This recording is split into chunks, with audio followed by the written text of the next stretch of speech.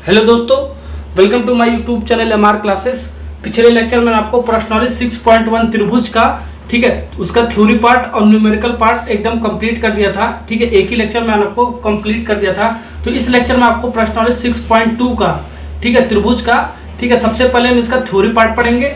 ठीक है, theory part पढ़ने के बाद हम उसके बाद क्या पढ़ते हैं, इसका न्यूमेरिकल पार्ट पढ़ते हैं। ठीक है, तो वन बाय वन हम प्रश्नावली का सबसे पहले थ्योरी पार्ट पढ़ते हैं, फिर उसके बाद हम उसका न्यूमेरिकल पढ़ते हैं। इससे आपको थोड़ा सा थ्योरी पार्ट अच्छे से समझ में आता है, साथ ही साथ आपका प्रश्नावली एकदम इजी तरीके से आप सॉल्व कर लेते हो। ठीक है ना, तो हम प्रश्नावली 6.2 स्टार्ट करते हैं इसका थ्योरी पार्ट। ठीक है, और प्रश्नावली 6.1 त्रिभुज का उसका डिस्क्रिप्शन वाले वीडियो में मैं आपको डाल दूंगा। ठीक है, वहां से आप देख सकते हो। ठीक है ना, तो हम स्टार्ट करते हैं प्रश्नावली 6.2। इसका थ्योरी पार्ट आपका क्या है, थ्योरी पार्ट में आपको सबसे पहला पॉइंट आपको पढ़ना है, थेल्स प्रमेय कथन लिखिए और सिद्ध कीजिए। ठीक है, ये आपका क्वेश्चन बहुत ही इंपॉर्टेंट है। ठीक है, ये आपका 5 मार्क्स में आपका ठीक है लॉन्ग क्वेश्चन में आपका आएगा, 100% आपका आता है। ठीक है, ये बहुत ही इंपॉर्टेंट है आपका, ये या तो आपका पाइथागोरस प्रमेय। ठीक है, दोनों प्रमेय आपका बहुत ही इंपॉर्टेंट है, एक पल में थेल्स प्रमेय या तो आपका पाइथागोरस प्रमेय। ठीक है, दोनों में से कोई एक हमेशा आता है आपका। ठीक है ना, तो थेल्स प्रमेय का कथन लिखिए और सिद्ध कीजिए। ठीक है, ये आपका प्रश्न है, यानी कि यही आपका थ्योरी पार्ट भी है। ठीक है, तो थेल्स प्रमेय का कथन लिखिए और सिद्ध करने के लिए आपको क्वेश्चन में पूछा होगा, ये आपका 5 नंबर का होगा। ठीक है ना, तो इसका उत्तर लिखते हैं। ठीक है, कथन आपका क्या है, कथन आपका जैसे आपको लिखा है ठीक है वैसे ही आपको लिख कर आना है। ठीक है, कथन से हम फिगर बनाएंगे। ठीक है, फिगर भी आपको ड्रॉ करना है, साथ ही साथ आपको सिद्ध भी करना है। ठीक है, one by one step by step आपको सिद्ध करके, कैसे सिद्ध करना है इसको मैं एक ट्रिक की सहायता से इसको सिद्ध करने का तरीका बताऊंगा। ठीक है ना, तो सबसे पहले कथन क्या होता है, इसका कथन के बारे में जानते हैं। अब देखो इसका कथन क्या है, सबसे पहले समझ लेते हैं। ठीक है ना, यदि किसी त्रिभुज की एक भुजा के समांतर अन्य दो भुजाओं को भिन्न भिन्न बिंदुओं को प्रतिच्छेद करने के लिए एक रेखा खींची जाए तो यह अन्य दो भुजाओं को एक ही अनुपात में विभाजित हो जाती है। ठीक है, तो कथन को आपका जो करते हो जैसे मैंने लिखा है आपको, ठीक है ऐसे एग्जाम में आपको लिखकर आना है, नहीं तो आपको नंबर कट जाएगा, आपको स्टेटमेंट आपको जो चेंज कर दोगे। ठीक है ना, तो आपको कथन के हिसाब से हम डायग्राम भी बना लेंगे त्रिभुज का। ठीक है, तो यदि किसी त्रिभुज मान लें आपका त्रिभुज एबीसी है, या कोई त्रिभुज कह रहा है ना, तो एबीसी आपका त्रिभुज है, एक भुजा के समांतर, ये आपका बीसी एसी और एबी आपका 3 भुजा होता है आपका त्रिभुज में।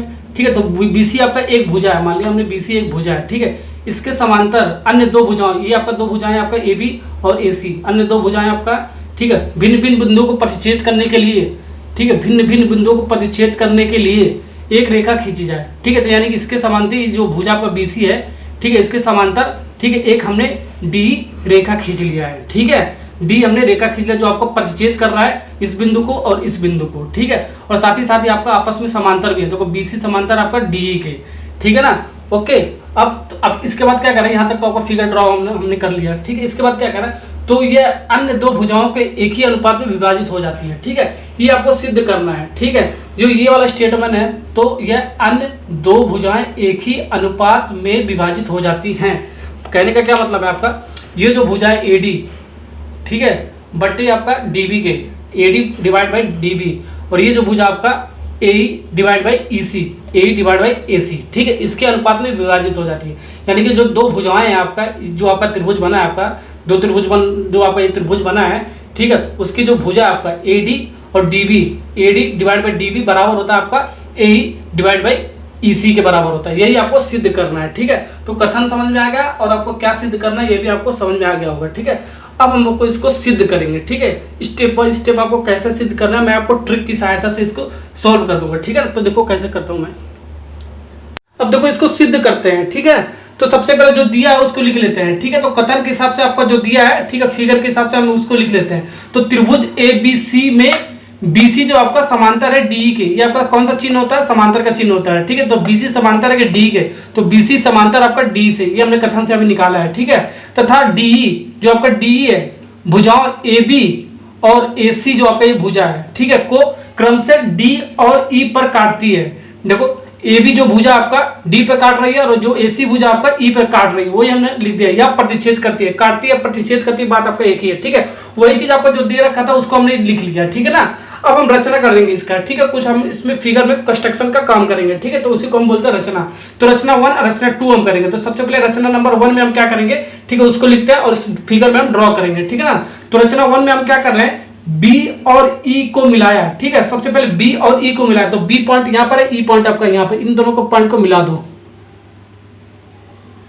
बी और ई को हमने मिला दिया, ठीक है, बी और ई को हमने मिला दिया, ठीक है, तथा ई एन आपका लंब है ए बी के, ठीक है। ये आपका कौन सा साइन, ये आपका कौन सा चिन्ह करता है आपका, ठीक है, ये आपका चिन्ह दिखाता है लंब का, ठीक है ना। तो ई एन आपका लंब है ए बी के, तो ए बी आपका क्या है, ये आपका ई आपका पॉइंट क्या है, ये एन आपका क्या है, लंब है ए बी पर, तो एन पॉइंट हम यहाँ पर मान लेते हैं, ये आपका एन पॉइंट है, ठीक है ना। तो ये आपका लंब है, ओके, ये आपका लंब है, ठीक है, यानी कि ई एन आपका लंब है ए बी पर, ठीक है। तो ई एन आपका लंब है ए बी पर, जहां पर आपका लंब होता है वहां पर आपका 90 डिग्री का एंगल बनता है, ये आपको पता होगा, ठीक है, आपका 90 डिग्री बनता है, ठीक है ना। तो ई एन जो आपका है ए बी पर लंब है, ठीक है, यहां तक हमने रचना कर लिया, ठीक है। अब इसके हिसाब से देखो जो हमने रचना किया, ठीक है, उससे हमें क्या प्राप्त हो रहा है, इस यानी कि क्या उत्पत्ति हो रहा है, आपका त्रिभुज बन रहा है, ठीक है। तो जो त्रिभुज बन रहा है उसको हम लिख लेंगे और हम त्रिभुज का रेशियो निकालेंगे, ठीक है।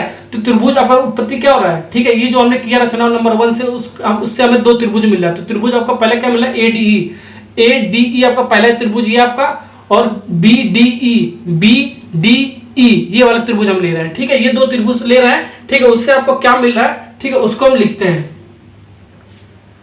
अब देखो जो आपका 2 त्रिभुज की उत्पत्ति हुई इस रचना से, ठीक है, तो हम उसके बाद क्या निकालेंगे, अनुपात निकालेंगे, दोनों त्रिभुजों का क्षेत्रफल का अनुपात निकालेंगे, ये अनुपात हमको सिद्ध करना है, ठीक है ना। तो दोनों त्रिभुजों का क्षेत्रफल का अनुपात देखो कैसे निकालेंगे, ये आपका ए आर ए डी का मतलब क्या हो गया, आपका एरिया ऑफ ए डी, यानी कि इसको हिंदी में क्या बोलेंगे, ठीक है, त्रिभुज ए डी ई का क्षेत्रफल, ठीक है, डिवाइड बाय त्रिभुज बी डी ई का क्षेत्रफल। तो मैंने ए आर के फॉर्म में इसको लिख दिया, ठीक है। तो बराबर 1/2 गुणे आधार गुणे ऊंचाई, ये आपका किसी भी त्रिभुज का क्षेत्रफल होता है, ठीक है, एरिया का फॉर्मूला होता है त्रिभुज का, ऐसे डिवाइड बाय 1/2 गुणे आधार गुणे ऊंचाई, ठीक है, ये आपको पता होगा, ठीक है। अब इतना आपको हो गया ना, इतना करने के बाद देखो इसके बाद 1/2 आपका 1/2 यहाँ से आपका क्या हो जाएगा, कैंसिल हो जाएगा।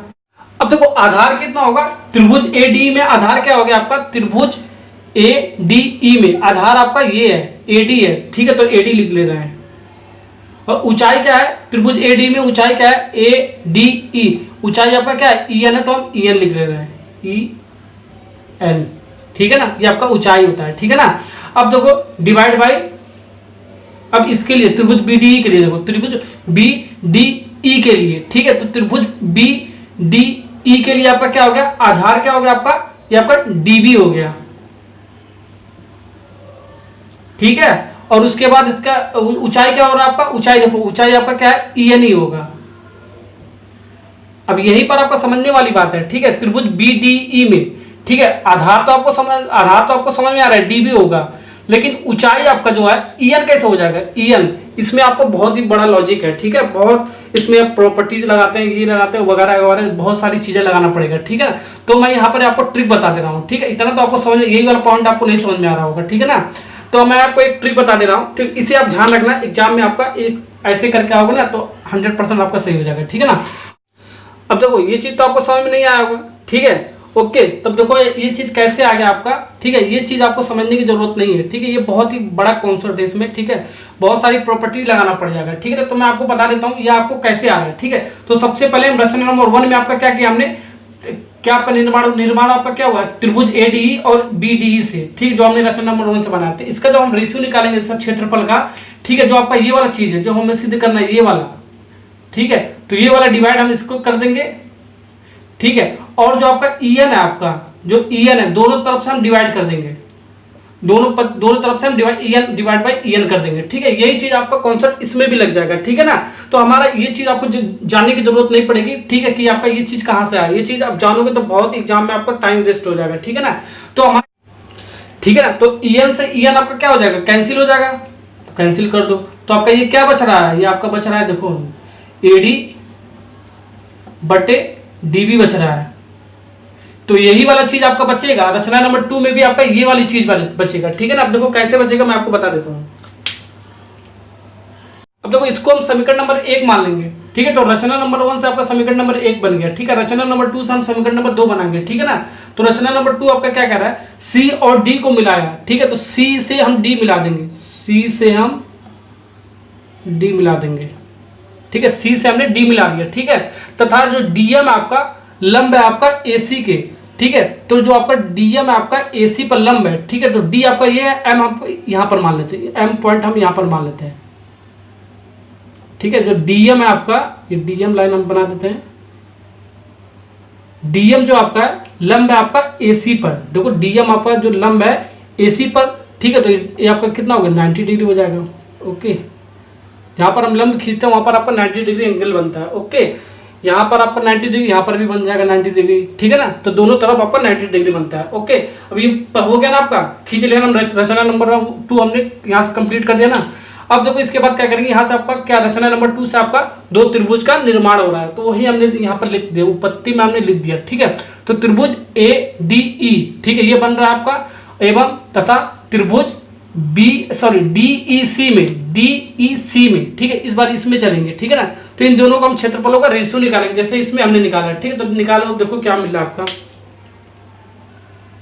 अब जो हमारा रचना नंबर 2 से ये जो दो त्रिभुज का निर्माण हुआ है, ठीक है, तो हम इसका रेशियो निकालेंगे इनके क्षेत्रफलों का। तो एरिया ऑफ ADE बटे एरिया ऑफ DEC, तो एरिया का फार्मूला आपका त्रिभुज में क्या होता है, बड़े 2 गुणा आधार गुणा ऊंचाई, तो हमने यहीं पर लिख लिया, ठीक है ना।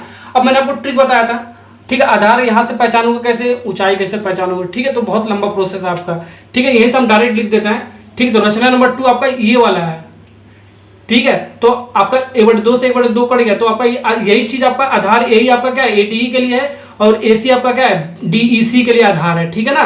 तो AE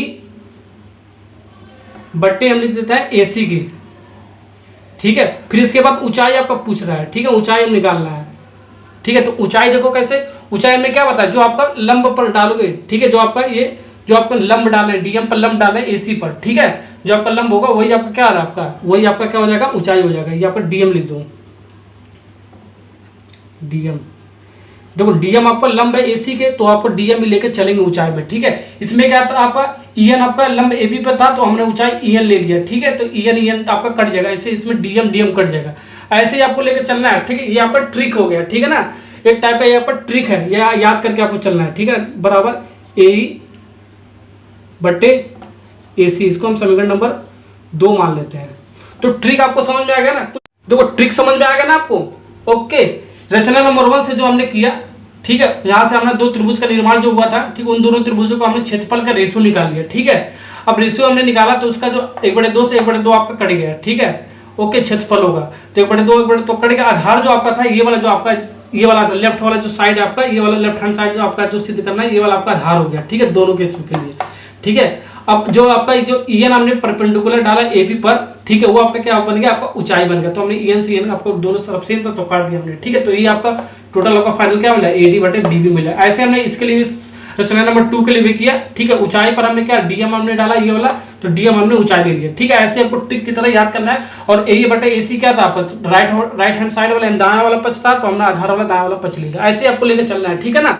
अब अगला स्टेप क्या आपका, तो क्लास 9th में आपने त्रिभुज के लिए पढ़ रखा होगा, प्रमेय पढ़ रखा होगा, ठीक है। तो उस प्रमेय को हम डायरेक्ट रिजल्ट के फॉर्म में याद करके, ठीक है, यहाँ पर लिखेंगे, ठीक है। ये डायरेक्ट अप्लाई करेंगे इस वाले क्वेश्चन में, ठीक है ना। तो सिंस हम जानते हैं कि एक ही आधार पर दो त्रिभुजों का क्षेत्रफल जो होता है बराबर होता है, ठीक है ना। तो यानी कि दो त्रिभुजों का क्षेत्रफल आपका बराबर होता है एक ही आधार पर, ठीक है। यानी कि एरिया ऑफ BDE बराबर होता है एरिया ऑफ DEC के, एरिया ऑफ DEC के, और उसका एक ही आधार है, क्योंकि आपका DE आपका क्या है, एक ही आधार है जो दो त्रिभुज आपका बन रहा है, ठीक है ना। तो सबसे पहले आपको ये रिजल्ट आपको याद करना पड़ेगा, ठीक है। कहां से आया मैं आपको एक बार बता दे रहा हूं। देखो ये कहां से आया मैं आपको बता देता हूं। एक ही आधार पर दो त्रिभुज बनाना है, ठीक है। तो एक ही आधार पर यानी कि BDE, जो BDE आपका एक त्रिभुज है आपका BDE, ठीक है, ये आपका एक त्रिभुज हो गया, ठीक है। अब एक ही आधार पे बनाना है DEC, ये आपका दूसरा त्रिभुज हो गया DEC, ये आपका पहला त्रिभुज हो गया आपका ये, ठीक है, ये आपका दूसरा त्रिभुज हो गया, ठीक है। यानी कि BDE आपका पहला त्रिभुज हो गया आपका यहाँ से यहाँ तक, और DEC, ठीक है, आपका दूसरा त्रिभुज होगा। और आधार आपका क्या है, आधार आपका सेम है, देखो त्रिभुज BDE में और DEC में, ठीक है। देखो त्रिभुज, तो देखो यहां से भी आप पता कर सकते हो, आपका त्रिभुज BDE में, त्रिभुज BDE में तथा त्रिभुज DEC में, DEC में, ठीक है। दो त्रिभुज आपका ये, ठीक है, दोनों का आधार एक ही आधार है आपका। देखो डी आपका क्या है, आपका डी जो आपका है, इन दोनों का त्रिभुजों का आधार आपका सेम है, ठीक है। तो एक ही आधार पर आपका दो त्रिभुज बन रहा है, तो त्रिभुज नंबर 1 और त्रिभुज नंबर 2 आपका बनना है, ठीक है। तो दो जब त्रिभुज बनेगा तो इनका जो क्षेत्रफल होगा, जो एरिया होगा, ये आपस में बराबर होगा। ये आपका प्रॉपर्टीज होता है, ठीक है ना। ये जो आपका पहले वाले त्रिभुज का एरिया है, दूसरे वाले त्रिभुज के एरिया का बराबर होगा, यानी कि आपका पहले वाले जो त्रिभुज का एरिया है दूसरे वाले त्रिभुज का एरिया के बराबर होगा। वही चीज मैंने यहाँ पर लिखा है, एरिया ऑफ BDE का जो आपका एरिया है, ठीक है, वो बराबर है आपका एरिया ऑफ DEC के, ठीक है। यहाँ से हमने बता दिया मैंने आपको, ठीक है। ये आप क्लास 9th में आपने पढ़ रखा होगा, ठीक है ना। अब ये चीज समझ में आ गया ना। इसके बाद देखो हम क्या करेंगे, अब इसके आगे का क्या स्टेप है, इसको हमने समीकरण नंबर 3 मान लिया, ठीक है। तो समीकरण नंबर 3 का मान समीकरण नंबर 1 में रखने पर आपका क्या प्राप्त हो रहा है, समीकरण नंबर हम 2 में भी रख सकते हैं, यहां से भी आप प्रूव कर सकते हो, ठीक है। तो हम समीकरण नंबर 1 में रख रहे हैं, ठीक है ना। तो एरिया ऑफ ADE, ए कहाँ है आपका, area of ADE divide by area of BDE। तो एरिया ऑफ BDE के स्थान पे आपका क्या है, एरिया ऑफ DEC है, तो एरिया ऑफ हम DEC रख देंगे यहाँ पर, ठीक है ना। तो एरिया ऑफ DEC रख देंगे, ठीक है ना। ये सब चीज मैं आपको यहाँ तक प्रूव करने के लिए बता रहा हूँ, ठीक है ना। तो यहाँ तक मैं आपको रख दिया। अब ये इसके बराबर किसके हो रहा है, AD बटे DB के बराबर था। इसको हम समीकरण नंबर क्या मान लेते हैं, 4 मान लेते हैं। अब देखो आपका जो समीकरण नंबर 4 है, समीकरण नंबर 4 एरिया ऑफ ADE बटे एरिया ऑफ DEC बराबर AD बटे DB का जो मान आया है यहाँ से, ठीक है, इसका मान हम समीकरण नंबर 2 में रखेंगे, ठीक है। तो 2 में रखोगे तभी इसके बराबर आएगा, 1 में रखोगे तो आपका इसके बराबर नहीं आएगा, ठीक है ना। तो समीकरण नंबर 2 में हम रखेंगे, तो 2 में रखोगे तो आपका क्या आएगा, इसके स्थान पे हम एरिया ऑफ AD बटे एरिया ऑफ DEC के स्थान पे हम AD बटे DB रख देंगे, ठीक है। तो इसके स्थान पे हम क्या रख देंगे, ये रख देंगे, ये वाला मान, ठीक है ना। तो रख दो क्योंकि आपका ये आपस में बराबर है, ठीक है ना। तो AD बटे DB, ठीक है, ये चीज आपका इससे बराबर आपस में बराबर है ना। तो इसका मान हमने AD बटे DB रख दिया, बराबर है किसके, आपका AE बटे AC।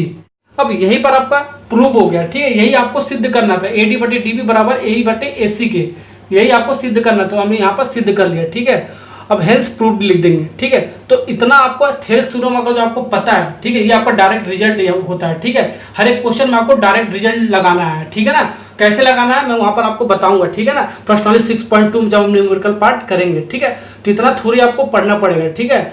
बस इतना ही आपका थ्योरी है प्रश्नावली 6.2, इतना आपको समझ में आएगा। ये डायरेक्ट वाले रिजल्ट आपको लगाएंगे, ठीक है, वहां पर बताऊंगा, ठीक है, जब हम क्वेश्चन करेंगे, ठीक है। इतना आपको समझ में आ जाएगा ना, तो आपको प्रश्नावली 6.2 का हर एक न्यूमेरिकल आप इजी तरीके से कर सकते हो, ठीक है ना। अब आपका ये वाला पार्ट खत्म हो गया, थ्योरी वाला पार्ट। अब नेक्स्ट लेक्चर में आपको इसका न्यूमेरिकल पार्ट स्टार्ट करूंगा प्रश्नावली 6.2 का।